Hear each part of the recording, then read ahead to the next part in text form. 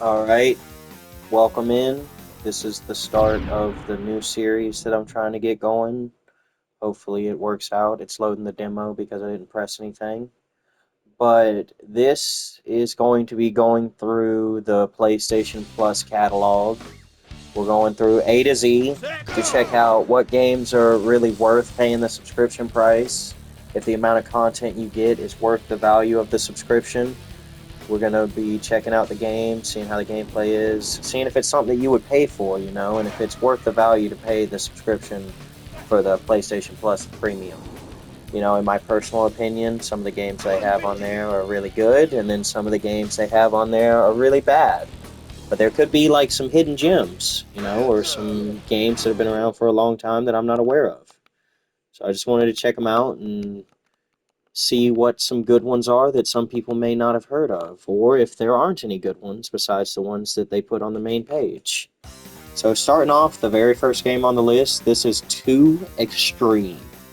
This game was released in 1996, and as you can see, it's the height of technology at the time. There is nothing greater than what this is right here.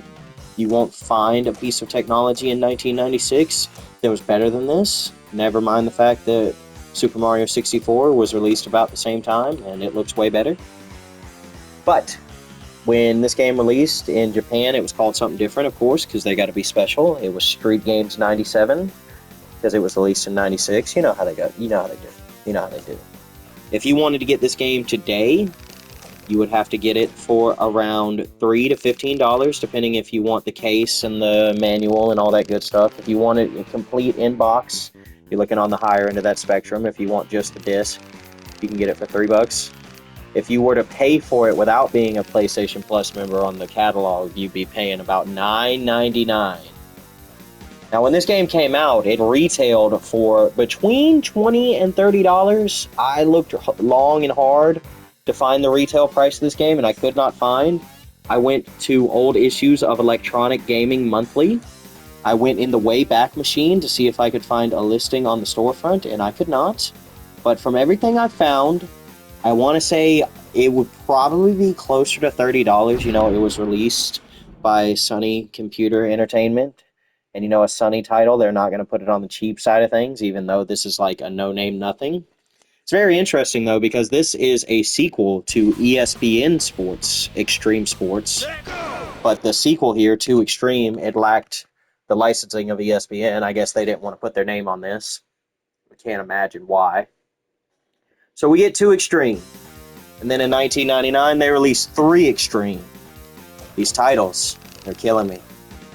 We'll get into the gameplay. I'll go through a couple of the matches. If you're anything like me, this menu is going to confuse the crap out of you. I spent a long time trying to figure out how to play. It doesn't let you click anything right here, but you can change it to two-player. In retrospect, it's not that complicated. I just was not paying attention. So you can change your character here. There's 10 different characters to choose from. 10 different characters on 12 different maps among 4 different locations. So they really tried to bring in the variety here. Then there's also going to be the different vehicles, like they have different events.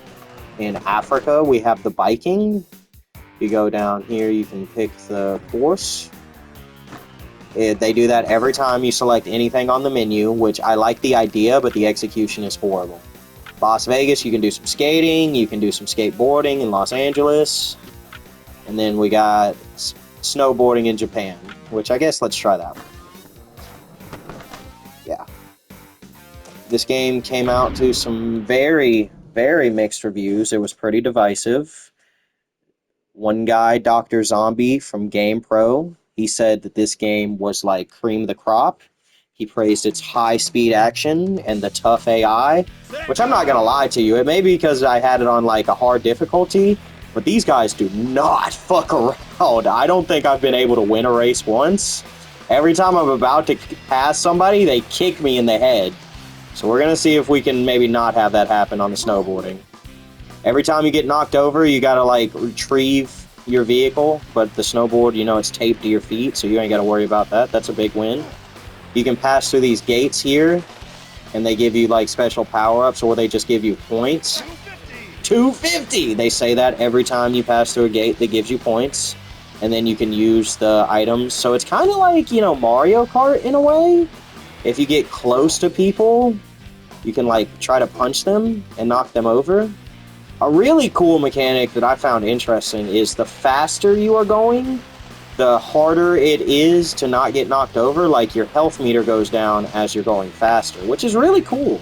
I don't know if there's, like, a racing game that does a similar mechanic. I wasn't able to find one. But it's like, it kind of encourages you when you're going around a lot of obstacles and you don't think that you're capable of getting through it without bumping anything, slow down a little bit. I just went right through that wall. But yeah, we're coming up on our first guy, so hopefully we can pass him. I gotta be honest, you know, like, I've tried the skateboarding and I've tried the biking, and, you know, the variety of events is nice, but it's kind of just like the same race reskinned. And it's nice that they have, like, different locations and stuff like that, but it all just feels kind of similar. It all just feels kind of similar. And it's like, I'm not, like, super impressed with the graphics. Like, they're not better than anything that came out around the same time. And if I, like, Ridge Racer, which was released in 1994, I'd say it's on par. If this game may be, like, slightly better than that, but not by much. So I don't get where he's talking about with the graphics and all that. Other people kind of agreed at the same time when it came out. You know, Hugh Sturbakov, he worked for GameSpot at the time, and he said, like, it was an improvement on ESPN Extreme games, but not enough that it mattered. Like, the graphics were still bad. He basically said this looked like a last-gen game. And I don't know how he gets off saying this masterpiece. Look at it. Look at those icicles hanging down. Look at the majesty of this snow. Don't you really feel like you're in Japan right now? Don't you feel the majesty of Japan? He said that it was kind of lackluster and that it looks like it was made on last gen. He did praise the two-player co-op and say that that was kind of worth it, but if you have nobody to play with, you should probably buy a different game. And that's another thing that I want to talk about. This is kind of unrelated.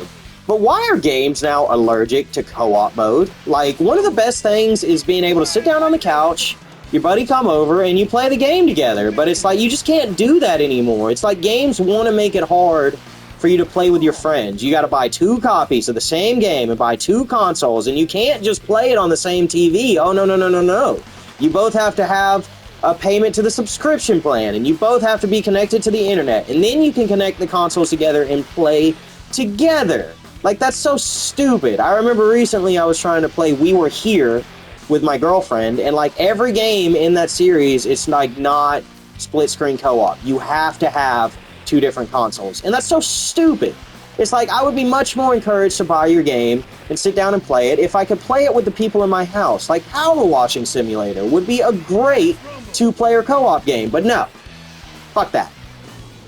That was kind of unrelated to 2Xtreme, but that was just my tangent about co-op in games in general. But yeah, this game received mixed ratings. You know, Todd Mowat of Electronic Gaming Monthly gave it an 8 out of 10. He loved this game. He was, like, blazing it hard. But his co-host, co-reviewer, he gave it a 5 out of 10 and said it was doo-doo dog shit. He's talking about, oh, the characters, the power-ups, the season competition. It's so cool. Oh, this shit's sweet. This shit was not... They're all waiting for me. I look like a tool. Oh, don't spin like you did something cool. Like, you came in last. But yeah, you're supposed to be able to knock people over and shit, but I have not been able to get close to anybody.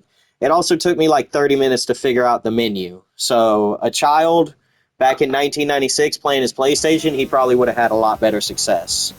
And that's another thing. It's like, I probably want to get a PlayStation and play this how it was originally meant to be played, because it's like, you got to put yourself in the right mindset. Okay, I'm so spoiled by the latest Call of Duty and Expedition 33 and real graphics, you know, Death Stranding, that I look at this and it's like, oh, that was shit. But if you're a child and you go to like Blockbuster or like the game store and your parents let you pick out some shit and you're like, oh, the guy on the cover looks cool, let's go with that. Let's go with that. And this is what you got.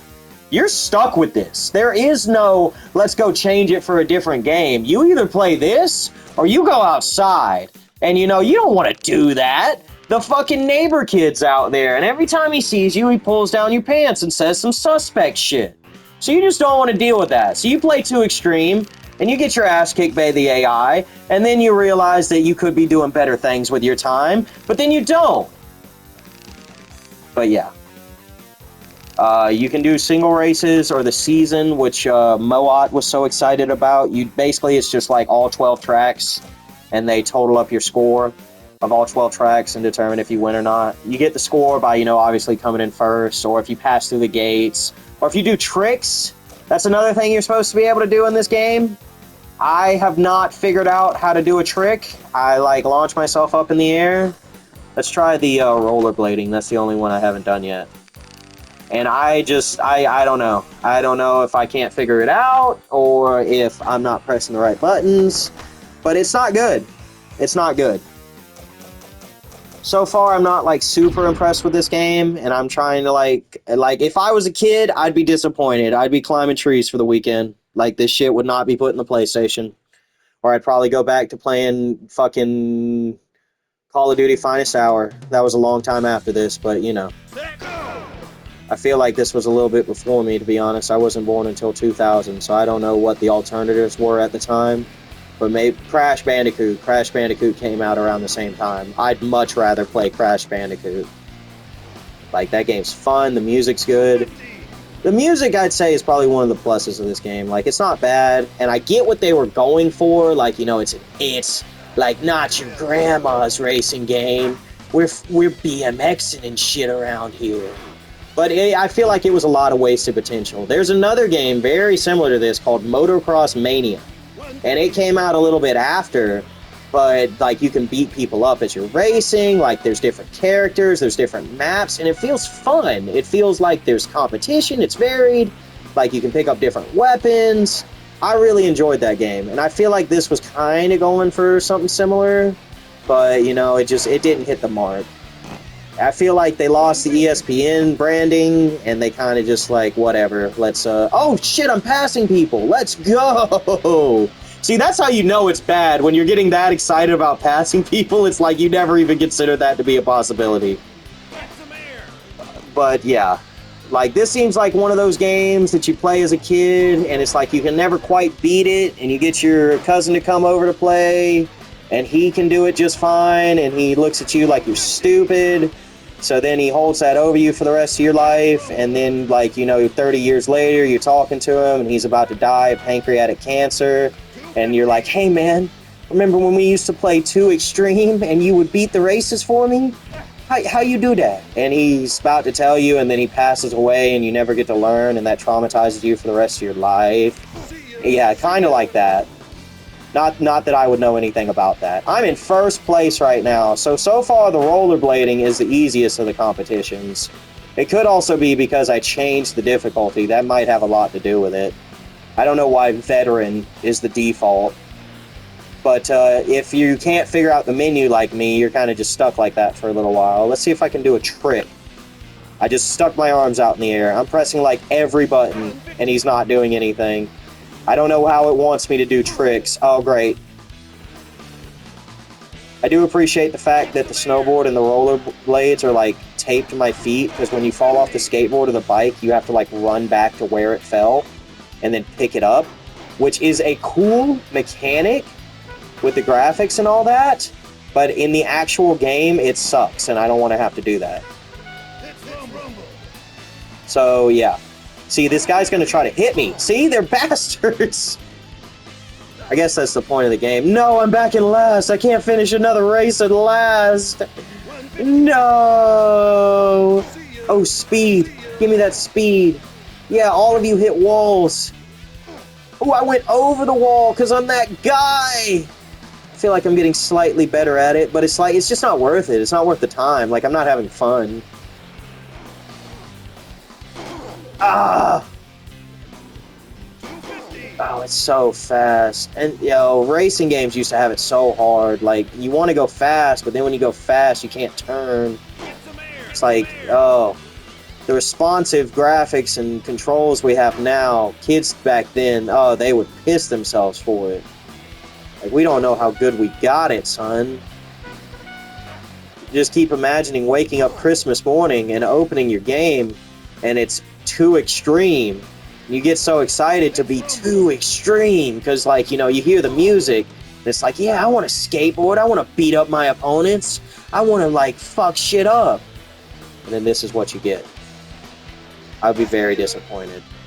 Like, I can't even beat up a bat, like, pick up a bat. I just kind of, I haven't even been able to hit anybody yet. Oh my god, I lost again!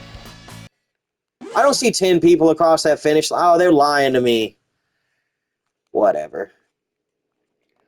But, I mean, I don't really think there's anything more to say about this game, unfortunately.